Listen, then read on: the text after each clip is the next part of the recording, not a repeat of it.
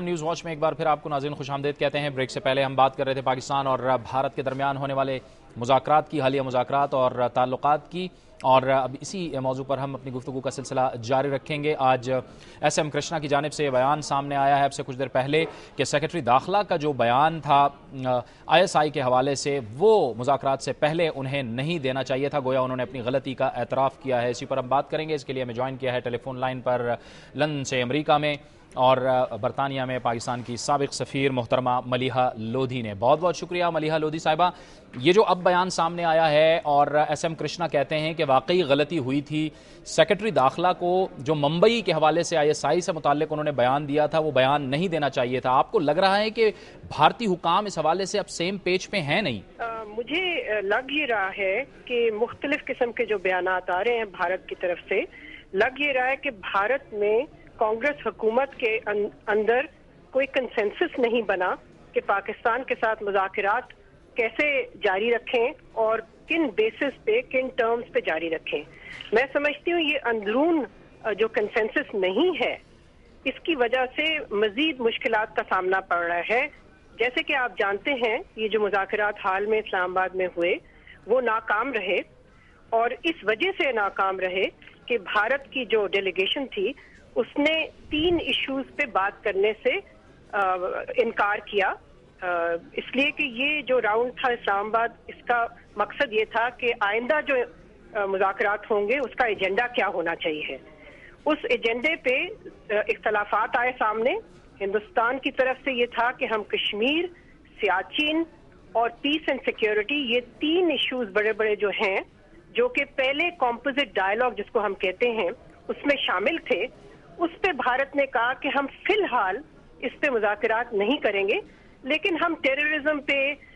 सकाफत पे, तिजारत पे, सर क्रीक पे और पीपल टू पीपल कॉन्टेक्ट पे मुज़ाकरात करने को तैयार हैं। तो मैं समझती हूँ पाकिस्तान ने फिर जब इनकार किया कि वो फिर इस टर्म्स पे मुज़ाकरात जारी रखने में मुश्किलात हैं पाकिस्तान के लिए, और मेरा समझती हूँ कि पाकिस्तान ने बिल्कुल सही मौक़िफ़ इख्तियार किया, उसकी वजह से जाहिर है टॉक्स का कोई नतीजा नहीं निकला सवाए इसके कि जी टॉक्स को जारी रखा जाए। अच्छा मलिहा साहिबा, कश्मीर पर भी आपने देखा जब प्रेस ब्रीफिंग दे रहे थे तो SM कृष्णा ने जब एक सवाल किया गया तो उन्होंने यानी कि उस पर उस जो कश्मीर का जवाब दिया, उन्होंने कहा कश्मीर के अंदर अपनी एक लेजिटिमेट हुकूमत है, वो जिम्मेदार है और इंडिया की हुकूमत जिम्मेदार है। यानी कि वो एक ही एजेंडा लेके पाकिस्तान आए हुए थे और कश्मीर पर तो वो बात करने के लिए ऐसा लग रहा था कि वो तैयार ही नहीं है। अब कितनी ज़रूरत है कि अब मकबूजा कश्मीर के इस मसले पर बात की जाए, क्योंकि इस वक्त जो सूरत हाल आप देख रही हैं मकबूजा कश्मीर के अंदर, वो दिन ब दिन ख़राब होती चली जा रही है। देखिए, भारत ने हमेशा ये कहा कि जब तक मिलिटेंसी खत्म नहीं होगी कश्मीर में हम किसी से बात नहीं करेंगे,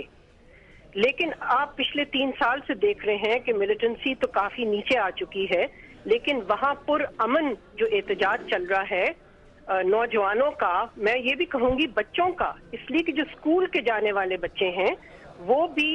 इन जलसे जुलूसों में शामिल हैं, भरपूर हिस्सा ले रहे हैं। अगर ये पुरअमन हो गया है सारा जो कैंपेन है कश्मीर में, तो भारत के पास तो कोई रहा ही नहीं, कोई जवाब ही नहीं है कि वो बात ना करे पाकिस्तान से और कश्मीरी लीडर्स से। आपको पता है ऑल पार्टीज हुर्रियत कॉन्फ्रेंस से भारत ने कोई बातचीत नहीं की हाल में, और जब भी उन्होंने कहा कि हम बात करने को तैयार हैं, उन्होंने हुर्रियत कॉन्फ्रेंस और मीरवाइज उमर फारूक की जो मुख्तलिफ कंडीशंस हैं उस पर उन्होंने कभी जवाब भी नहीं दिया। तो मैं समझती हूँ कि इस वक्त जो भारत में हो रहा है वो भारत की नाकामी की एक बहुत बड़ी मिसाल है कि वो 3 साल से मुसलसल नौजवानों का एक पुरअमन वो हो रहा है, प्रोटेस्ट हो रहा है और उनकी तरफ से एहतजाज है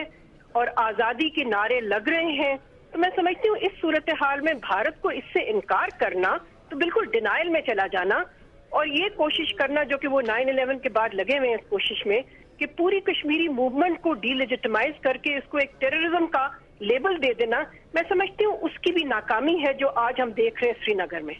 अच्छा मलिहा साहिबा, अमेरिका جو کہ کہتا رہا ہے کہ مذاکرات ہونے چاہیے، اس کے کردار کو آپ کس طرح سے دیکھ رہی ہیں،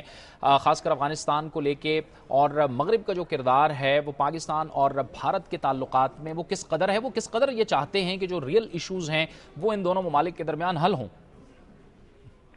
اس وقت میں سمجھتی ہوں کہ جو امریکہ کی طرف سے یا آپ کہہ سکتے ہیں مغربی ممالک کی طرف سے جس چیز کو وہ ترجیح دے رہے ہیں وہ اس چیز کو کسی طرح سے پاکستان اور بھارت کے درمیان جو کشیدہ تعلقات رہے ہیں ماضی میں ان کو کسی طرح سے ڈیفیوز کر لینا. میں نہیں سمجھتی کہ ابھی تک مغربی ممالک امریکہ کی طرف سے کوئی دباؤ ہے ہندوستان پہ کہ وہ روٹ کازز، یعنی کہ نہ صرف کہ آپ ٹینشنز کو کم کریں لیکن جس وجہ سے ٹینشنز ہیں، جو ڈسپیوٹس ہیں دونوں ممالک کے درمیان، اس پہ انہوں نے زور میں نہیں سمجھتی اتنا دیا ہے.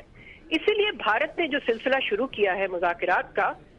اس میں بھارت صرف ایک حد تک جاتا ہے اور اس سے آگے نہیں جاتا.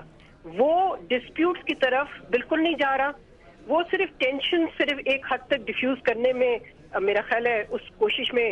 مبتلا رہا ہے ہم پاکستان کے ساتھ. لیکن ساتھ ساتھ میں یہ ضرور کہوں گی کہ یہ بین الاقوامی جو مختلف پاز ہیں ان کی بھی ناکامی ہے کہ وہ یہ دیکھ نہیں سکے ہیں کہ اگر وہ اپنے علاقائی مقاصد کو پورا کرنا چاہتے ہیں افغانستان میں تو وہ امن کے بغیر نہیں ہو سکتا. اگر پاکستان اور ہندوستان کے تعلقات کشیدہ ہی رہتے ہیں تو پاکستان پوری طرح سے توجہ نہیں دے سکے گا اپنے دوسرے بارڈر پہ. اور اسی وجہ سے واشنگٹن کو چاہیے، جو کہ واشنگٹن نے اب تک نہیں کیا، کہ وہ ہندوستان پہ اپنا لیوریج استعمال کرے اور اپنا پریشر استعمال کرے اور ہندوستان کو آمادہ کرے کہ وہ صرف ایک ہی اس نے رٹ لگائی ہوئی ہے کہ جی آپ نے ممبئی اٹیکس کے بارے میں کیا کیا. تو میں یہ سمجھتی ہوں کہ اس پہ پاکستان کو ضرور ایکشن لینا چاہیے، لیکن ساتھ ساتھ پاکستان کے جو ترجیحات کے ایشوز ہیں بھارت کو اس کو بھی رسپونڈ کرنا چاہیے، جو کہ بھارت نے حالیہ جو ٹاکس تھے اس میں انکار کیا. بہت بہت شکریہ محترمہ ملیحہ لودھی صاحبہ آپ کا.